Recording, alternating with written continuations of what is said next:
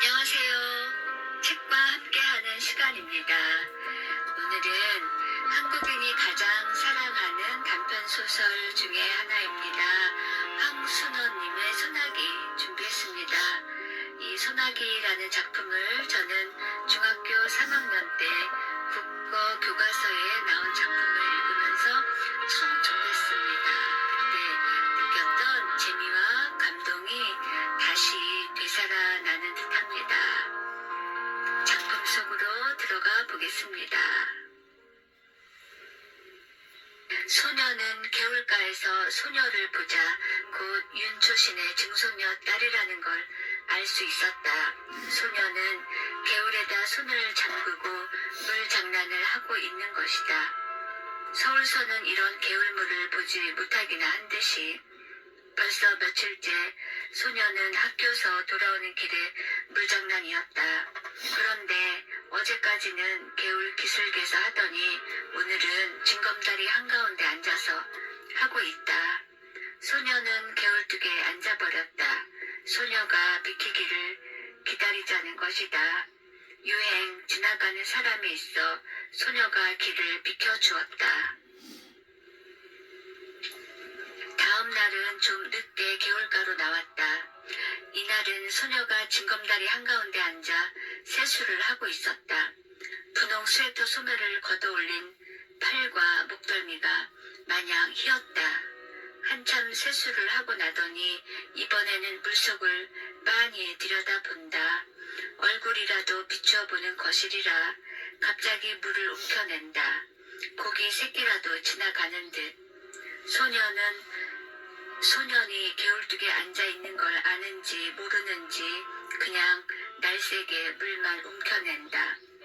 그러나 번번이 허탕이다. 그대로 재미있는 양 자꾸 물만 움킨다.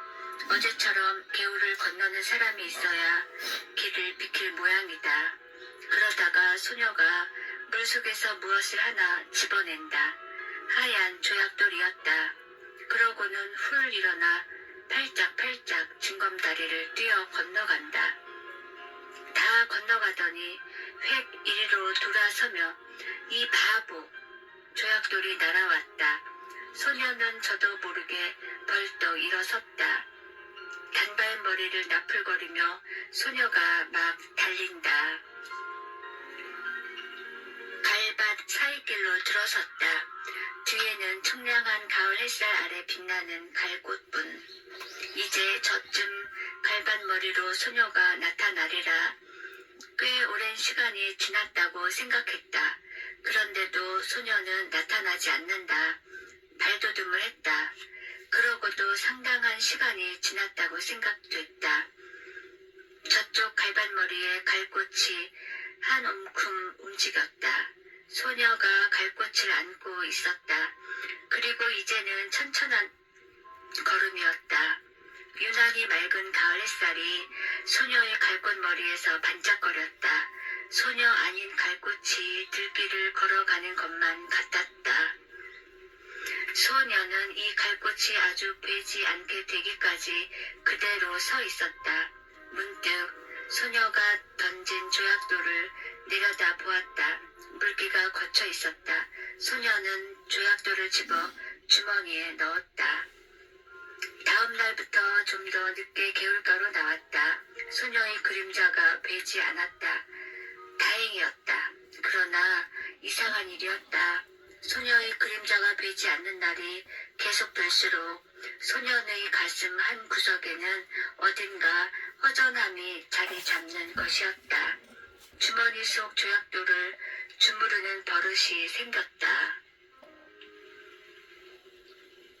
그러한 어떤 날 소녀는 전에 소녀가 앉아 물장난을 하던 징검다리 한가운데에 앉아 보았다.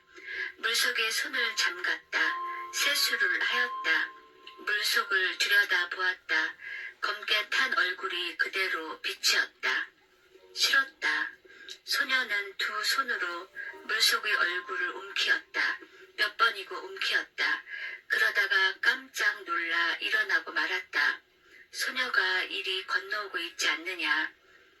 숨어서 내 하는 꼴을 엿보고 있었구나. 소녀는 달리기 시작했다. 디딤돌을 헛짚었다. 한 발이 물속에 빠졌다. 더 달렸다. 몸을 가릴 데가 있어줬으면 좋겠다. 이쪽 길에는 갈밭도 없다. 메밀밭이다. 전화 없이 메밀 꽃내가 짜릿하니 코를 찌른다고 생각됐다. 미간이 아찔했다. 찝찝한 액체가 입술에 흘러들었다. 코피였다. 소녀는 한 손으로 코피를 훔쳐내면서 그냥 달렸다. 어디선가 바보 바보 하는 소리가 자꾸만 뒤따라오는 것 같았다. 토요일이었다. 개울가에 이르니 며칠째 보이지 않던 소녀가 건너편가에 앉아 물장난을 하고 있었다. 모르는 채 징검다리를 건너기 시작했다. 얼마 전에 소녀 앞에서 한 번 실수를 했을 뿐 여태 큰 길 가듯이 건너던 징검다리를 오늘은 조심성스럽게 건넌다. 예, 못 들은 채 했다. 툭 위로 올라섰다. 예, 이게 무슨 조개지? 자기도 모르게 돌아섰다. 소녀의 맑고 검은 눈과 마주쳤다. 얼른 소녀의 손바닥으로 눈을 떨구었다.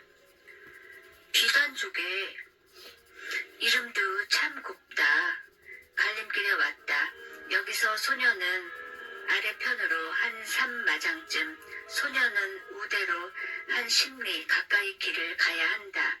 소녀가 걸음을 멈추며 너 저 산 너머에 가본 일 있니? 벌 끝을 가리켰다. 없다. 우리 가보지 않을래? 시골 오니까 혼자서 심심해 못 견디겠다. 저래봬도 멀다. 멀면 얼마나 멀갔게? 서울 있을 땐 아주 먼 데까지 소풍 갔었다. 소녀의 눈이 금세 바보 할 것만 같았다. 넌 사이길로 들어섰다. 벼 가을거지 하는 곁을 지났다. 허수아비가 서 있었다. 소년이 새끼줄을 흔들었다. 참새가 몇 마리 날아간다. 참 오늘은 일찍 집으로 돌아가 턴돈에 참새를 봐야 할 걸 하는 생각이 든다. 아 재밌다. 소녀가 허수아비 줄을 잡더니 흔들어댄다. 허수아비가 대고 우쭐거리며 춤을 춘다. 소녀의 왼쪽 볼에 살포시 보조개가 패었다. 저만치 허수아비가 또 서있다. 소녀가 그리로 달려간다. 그 뒤를 소년도 달렸다. 오늘 같은 날은 일찌감치 집으로 돌아가 집안일을 도와야 한다는 생각을 잊어버리기라도 하려는 듯이 소녀의 곁을 스쳐 그냥 달린다. 메뚜기가 따끔따끔 얼굴에 와 부딪힌다.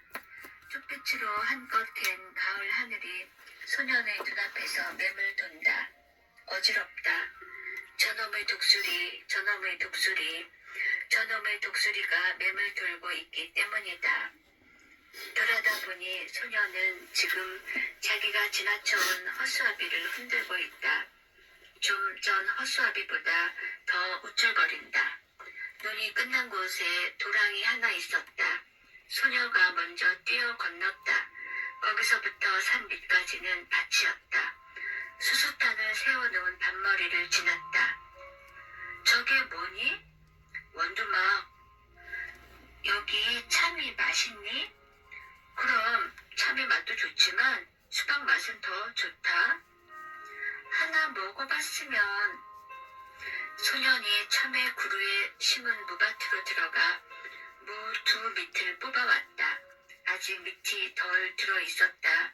잎을 비틀어 팽개친 후 소녀에게 한 입 건넨다. 그러고는 이렇게 먹어야 한다는 듯이 먼저 대강이를 한 입 베물어낸 다음 손톱으로 한 돌이 껍질을 벗겨 우적 깨문다. 소녀도 따라했다. 그러나 새 입도 못 먹고 아, 맵고 지려 하며 집어 던지고 만다. 참 맛없어 못 먹겠다. 소년이 더 멀리 팽개쳐 버렸다. 산이 가까워졌다. 단풍이 눈에 딱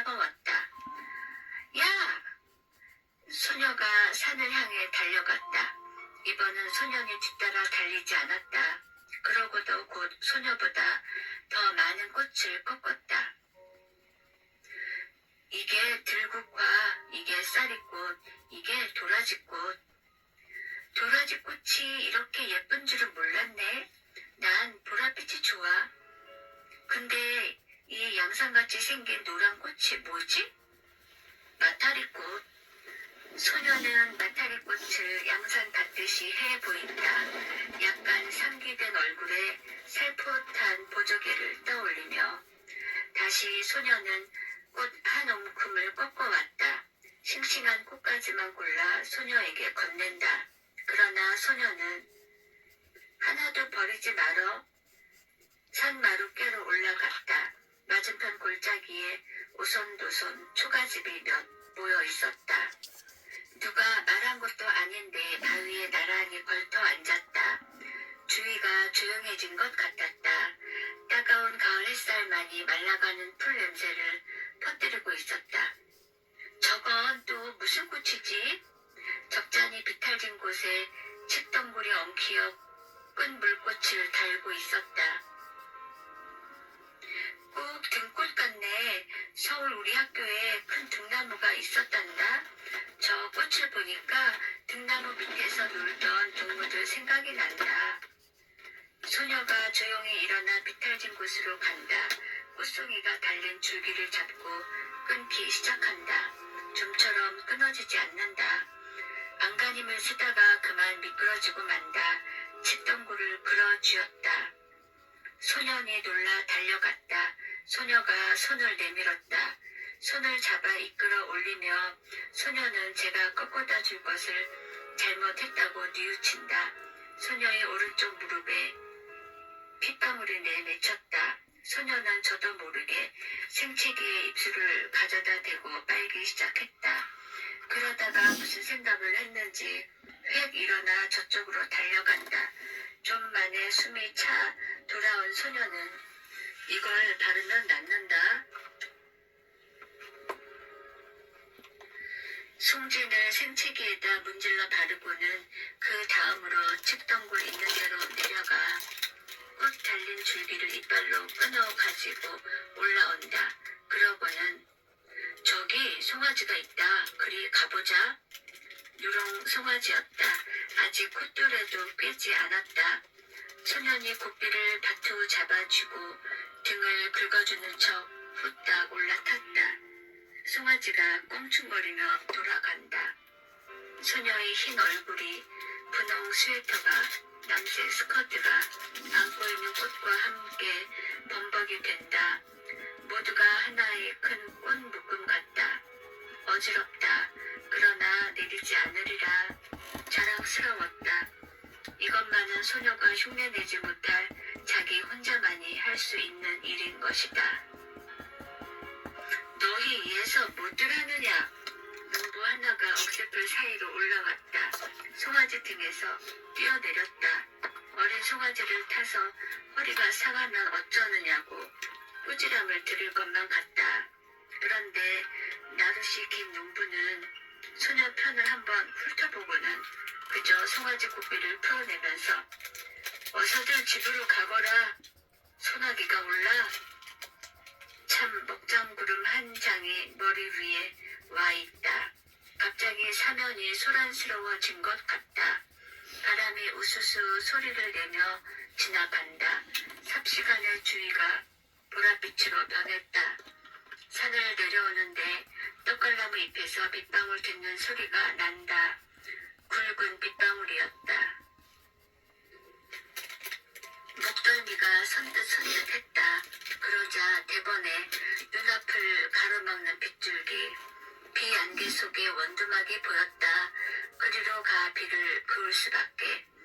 그러나 원두막은 기둥이 기울고 지붕도 갈래갈래 찢어져 있었다. 그런대로 비가 덜 새는 곳을 가려 소녀를 들어서게 했다. 소녀는 입술이 파랗게 질려 있었다. 어깨를 자꾸 떨었다. 무명 겹 저고리를 벗어 소녀의 어깨를 감싸주었다. 소녀는 비에 젖은 눈을 들어 한번 쳐다보았을 뿐 소년이 하는 대로 잠자코 있었다. 그러면서 안고 온 꽃묶음 속에서 가지가 꺾이고 꽃이 일그러진 송이를 골라 발밑에 버린다. 소녀가 들어선 곳도 비가 새기 시작했다. 더 거기서 비를 구울 수 없었다. 밖을 내다보던 소년이 무슨 생각을 했는지 수수밭 쪽으로 달려간다. 세워놓은 수수단 속을 뒤집어 보더니 옆의 수수단을 날라다 덧세운다. 다시 속을 뒤집어 본다. 그러고는 소녀 쪽을 향해 손짓을 한다. 수수단 속은 비는 안 새었다. 그저 어둡고 좁은 게 안 됐다. 앞에 나앉은 소녀는 그냥 비를 맞아야만 했다. 그런 소년의 어깨에서 김이 올랐다. 소녀가 속삭이듯이 이리 들어와 앉으라고 했다. 괜찮다고 했다. 소녀가 다시 들어와 앉으라고 했다. 할 수 없이 뒷걸음질을 쳤다. 그 바람에 소녀가 안고 있는 꽃묶음이 우그러들었다. 그러나 소녀는 상관없다고 생각했다. 비에 젖은 소년의 몸 내음새가 확 코에 끼얹혀졌다. 그러나 고개를 돌리지 않았다. 도리어 소년의 몸 기운으로 해서 떨리던 몸이 저기 누그러지는 느낌이었다. 소란하던 수수잎 소리가 뚝 그쳤다. 밖이 멀게졌다. 수수탄 속을 벗어나왔다. 멀지 않은 앞쪽에 햇빛이 눈부시게 내리붙고 있었다. 도랑 있는 곳까지 와보니 엄청나게 물이 불어있었다. 빛마저 제법 붉은 흙탕물이었다. 뛰어 건널 수가 없었다. 소년이 등을 돌려댔다. 소녀가 순순히 엎였다. 걷어올린 소년의 잠방이까지 물이 올라왔다. 소녀는 어머나 소리를 지르며 소년의 목을 끌어안았다. 개울가에 다다르기 전에 가을 하늘은 언제 그랬는가 싶게 구름 한 점 없이 쪽빛으로 개어 있었다. 그 다음 날은 소녀의 모양이 되지 않았다. 다음 날도 매일같이 개울가로 달려와 봐도 되지 않았다. 학교에서 쉬는 시간에 운동장을 살피기도 했다. 남몰래 5학년 여자반을 엿보기도 했다. 그러나 되지 않았다. 그날도 소녀는 주머니 속 흰 조약돌만 만지작거리며 개울가로 나왔다. 그랬더니 이쪽 개울뚝에 소녀가 앉아있는 게 아닌가. 소녀는 가슴부터 두근거렸다. 그동안 알았다. 바라보게 소녀의 얼굴이 해쓱해져 있었다. 그날 소나기 맞은 것 때문에 소녀가 가만히 고개를 끄덕였다. 이제 다 나았냐? 아직도. 그럼 누워 있어야지. 너무 갑갑해서 나왔다. 그날 참 재밌었어. 근데 그날 어디서 이런 물이 들었는지 잘 지지 않는다. 소녀가 분홍 스웨터 앞자락을 내려다본다. 거기에 검붉은 진흙물 같은 게 들어있었다. 소녀가 가만히 보조개를 떠올리며 이게 무슨 물 같니? 소녀는 스웨터 앞자락만 내려다보고 있었다. 네, 생각해냈다. 그날 도랑 건널 때 네게 엎인 일 있지? 그때 네 등에서 옮은 물이다. 소녀는 얼굴이 확 달아오름을 느꼈다. 갈림길에서 소녀는 저 오늘 아침에 우리 집에서 대추를 땄다. 내일 제사 지내려고. 대추 한 줌을 내어준다. 소녀는 주춤한다. 맛 봐라. 우리 증조할아버지가 심었다는데 아주 달다. 소녀는 두 손을 오그려 내밀며 참 알도 굵다. 그리고 우리 이번에 제사 지내고 나서 좀 이따 집을 내주게 됐다. 소녀는 소녀네가 이사해 오기 전에 벌써 어른들의 이야기를 들어서 윤초씨 손자가 서울서 사업에 실패해가지고 고향에 돌아오지 않을 수 없게 됐다는 걸 알고 있었다. 그것이 이번에는 고향 집마저 남의 손에 넘기게 된 모양이었다. 왜 그런지 난 이사 가는 게 싫어졌다. 어른들이 하는 일이니 어쩔 수 없지만 전에 없이 소녀의 까만 눈에 쓸쓸한 빛이 떠돌았다. 소녀와 헤어져 돌아오는 길에 소녀는 혼자 속으로 소녀가 이사를 간다는 말을 수없이 깨내어 보았다. 뭐 그리 안타까울 것도 서러울 것도 없었다. 그렇건만 소녀는 지금 자기가 씹고 있는 대추 알의 단맛을 모르고 있었다. 이날 밤 소녀는 몰래 덕수의 할아버지네 호두밭으로 갔다. 낮에 봐두었던 나무로 올라갔다. 그리고 봐두었던 가지를 향해 작대기를 내리쳤다. 호두송에 떨어지는 소리가 별나게 크게 들렸다. 가슴이 선뜻했다. 그러나 다음 순간 붉은 호두야 많이 떨어져라, 많이 떨어져라. 저도 모를 힘에 이끌려 마구 작대기를 내리치는 것이었다. 돌아오는 길에는 열이틀 다리 치우는 그늘만 골라 짚었다. 그늘의 고마움을 처음 느꼈다. 불룩한 주머니를 어루만졌다. 호두송이를 맨손으로 깠다가는 몸이 오르기 쉽다는 말 같은 건 아무렇지도 않았다.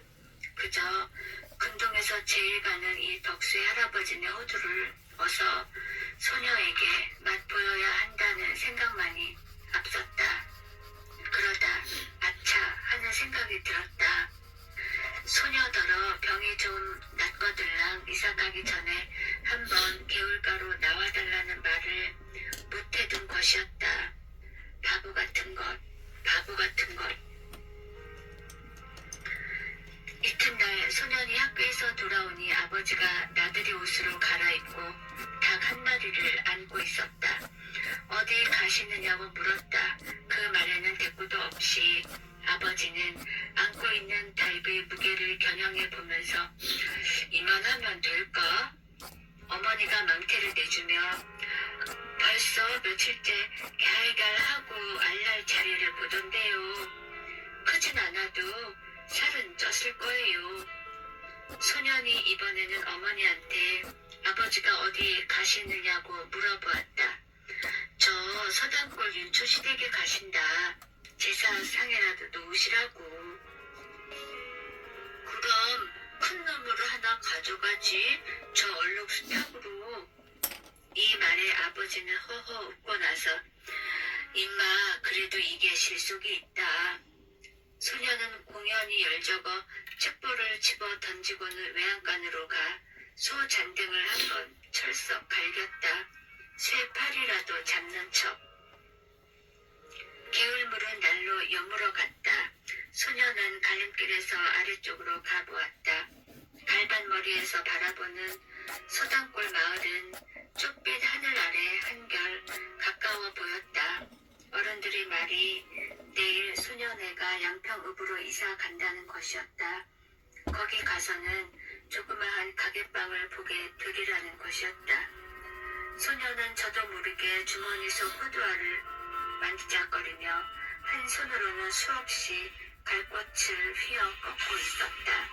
그날 밤 소녀는 자리에 누워서도 같은 생각뿐이었다. 내일 소녀네가 이사하는 걸 가보나 어쩌나 가면 소녀를 보게 될까 어떨까. 그러다가 까무룩 잠이 들었는가 하는데 참 세상 일도. 마을 갔던 아버지가 언제 돌아왔는지. 윤초씨 댁도 말이 아니여. 그 많던 정답을 다 팔아버리고 대대로 살아오던 집마저 남의 손에 넘기더니 또 악상까지 당하는 걸 보면 난폭불 밑에서 바느질감을 안고 있던 어머니가 증손이라곤 기집애 그의 하나뿐이었지요. 그렇지. 사내에 둘 있던 건 어려서 잃고. 어쩌면 그렇게 자식 복이 없을까. 글쎄 말이 말이지. 이번엔 꽤 여러 날 앓는 걸 약도 변변히 못 써봤다더군. 지금 같아서는 윤초신에도 대가 끊긴 셈이지. 그런데 참 이번 기집애는 어린 것이 여간 잔망스럽지가 않아. 글쎄 죽기 전에 이런 말을 했다지 않아? 자기가 죽거든 자기 입던 옷을 꼭 그대로 입혀서 묻어달라고. 네, 오늘은 소나기였습니다. 황순원님의 대표적인 단편소설 소나기 읽어보았습니다. 감사합니다.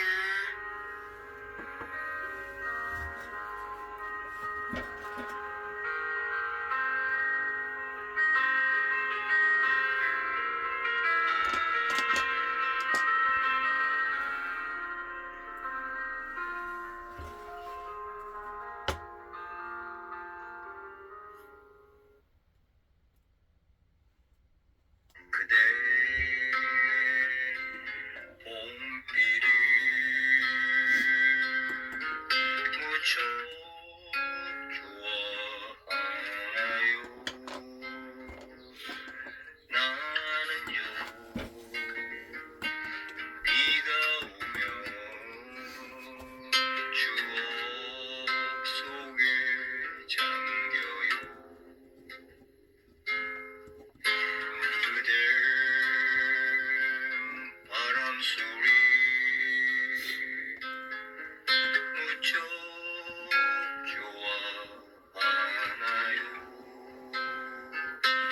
나는요 바람 불면 바람 속을 걸어요.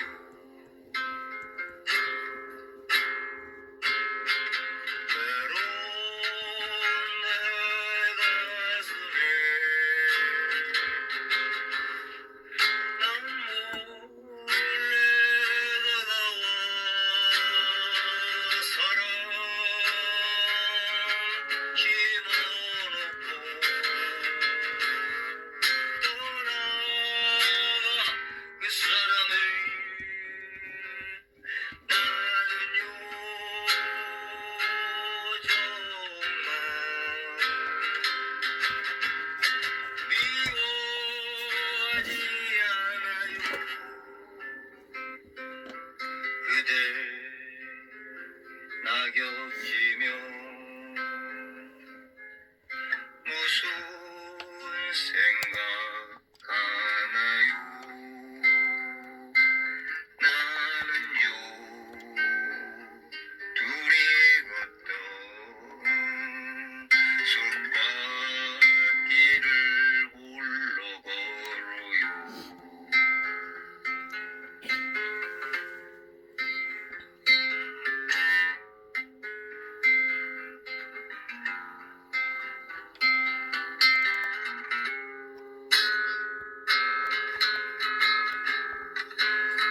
외로운 내 가슴에 난 몰래 다가와 사랑 심어놓고 떠나간 그 사람을 나는요 정말 미워하지 않아요. 그댄 낙엽지면